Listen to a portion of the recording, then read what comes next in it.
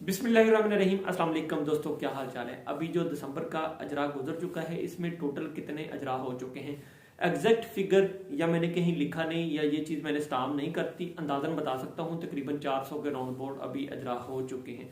और दूसरी बात, अब 2020 वाले 2021 वाले कितने लड़के बाकी रह गए हैं जिनके अभी तक अजरा नहीं हुए, ये भी मैंने कोई स्टाम्प नहीं कर दी या मैंने कहीं स्टंप नहीं लगा दी कि भाई इतने ही रह गए हैं। ये भी अंदाजा लगा सकते हैं, तकरीबन 700 से 800 के राउंड बोर्ड 2020 वाले और 2021 वाले लड़के अभी बाकी हैं। तो आप लोग पुरुमीद रहें, अपने लिए दुआ करें, कोशिश करें 5 वक्त की नमाज को कायम करें, दूसरों के लिए दुआ करें, अपने वालिदैन की दुआएं लें, बड़े बहन भाइयों की दुआएं लें, दोस्तों की दुआएं लें, बुजुर्गों की दुआएं लें। इंशाअल्लाह ताला ज़रूर एक ना एक दिन आप लोगों का भी अजरा हो जाएगा। मुझे दुआ में याद रखें। थैंक यू, जज़ाकल्लाह, अल्लाह निगहबान।